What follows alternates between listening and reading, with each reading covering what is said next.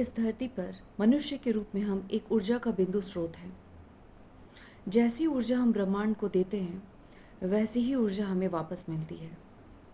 अब ये तो हमारे ऊपर है कि हमें कैसी ऊर्जा चाहिए। ये सब जानते हुए भी हम गलत कर्म करते रहते हैं।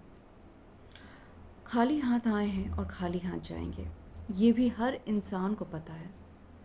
फिर भी हम गलतियाँ करते ही जाते हैं, स्वार्थ में भरे ही रहते हैं। आज जिस टॉपिक के ऊपर मैं बात कर रही हूँ वो ये है कि हम किसी भी सेवा को करने के लिए पहले ये सोचते हैं कि वो हमें रिटर्न में मिलेगा या नहीं। यानी कि अगर हम धन किसी के ऊपर खर्च करते हैं या किसी की सेवा करने के लिए आगे बढ़ते हैं तो ये हम सोचते हैं कि वो वापस मुझे मिलेगा या नहीं। मैं आपसे ये बात पूछती हूँ कि आप अपने ऊपर जो खर्च करते हैं या अपने लिए जो भी करते हैं आप दिन रात, क्या वो रिटर्न आप चाहते हो? अब अपने प्रियजनों के ऊपर जो खर्च करते हैं, क्या वो रिटर्न आपको चाहिए? नहीं, क्योंकि आपको आत्मसंतुष्टि मिलती है, आपको खुशी मिलती है वो करके।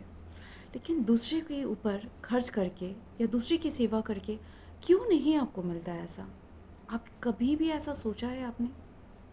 अब इन प्रियजनों की लिस्ट भी मैं बताऊंगी, ये भी बहुत लिमिटेड सीट्स हैं। प्रियजनों में माता पिता और बच्चे आते हैं। ये भी तभी होते हैं जब बच्चे छोटे होते हैं, जब हम अपने बच्चों को खुश देख के उनकी ज़िद पूरी करके भी हम खुश होते हैं, उनकी हर डिमांड पूरी करते हैं, उनके दिन रात सेवा करते हैं। अगर उनकी तबीयत ख़राब हो तो उनकी जी तोड़ सेवा करते हैं। खर्च को खर्च नहीं समझते, उनकी हर डिमांड पूरी करते हैं। जब ये बच्चे बड़े हो जाते हैं तो माँ बाप भी 2 बार सोचते हैं अपने बच्चों के ऊपर खर्च करने से पहले। यहाँ तक कि मैंने ये सुना है आजकल के माँ बाप को ये बोलते हुए कि आज सारी ज़िंदगी तुम्हारा खर्च उठाएंगे हम। और अब मैं बच्चों की बात करती हूँ। बच्चों को मैंने ऐसा सुना है कहते हुए कि हमारा ही काम है क्या इनको करना, क्या कोई और भाई बंधु नहीं करेंगे? कितने दुर्भाग्य की बात है, कितना बुरा समय बीत रहा है, हमें कितनी बुरी बातें सुनने को मिल रही हैं, कितना दूषित हो गया है वातावरण, हमारी मानसिक स्थिति कितनी खराब हो गई है। अब मैं आपसे ये बात पूछती हूँ कि आप सड़क पे जाते हो और कोई व्यक्ति दुर्घटना में चोटिल पड़ा हुआ होता है, उस वक्त भी आप यही सोचते हो कि उनकी सेवा मैं कैसे करूं, उनके ऊपर मैं खर्च करूंगा तो वो वापस मुझे मिलेगा कि नहीं। ना जाने उसे कितनी चोट लगी है, हॉस्पिटल ले जाने के बाद मुझे कितने खर्च करने पड़ेंगे, वो ना जाने कैसा इंसान होगा, उसके पास पैसे होंगे या नहीं होंगे। एक बात बताइए मुझे, क्या आपके साथ या आपके प्रियजनों के साथ ऐसा हो और सड़क पर गुजरने वाले लोग ऐसा ही सोचिए क्या परिणाम हो सकता है, कितना बुरा परिणाम हो सकता है। हम 1 मिनट के लिए वैसा सोचते हैं कि हमारे साथ भी ऐसा हो सकता है, हमें भी सेवा की ज़रूरत पड़ सकती है। क्या धन हमेशा के लिए रहता है एक इंसान के पास? नहीं, ये हमारी गलत फहमी है। कुछ भी सदा के लिए नहीं है। जब हम सदा के लिए नहीं हैं तो धन कुछ भी सदा के लिए कैसे हो सकता है? इस धरती पे कुछ भी सदा के लिए नहीं है।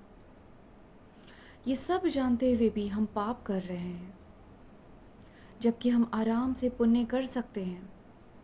आज और इसी वक्त अगर आप ये सब कर रहे हैं तो रुक जाइए, मन में सेवा और दया की भाव को लाइए।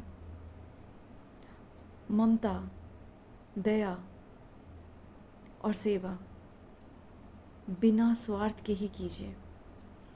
आप ये कर सकते हैं और इसी धरती पे स्वर्ग को भोग सकते हैं।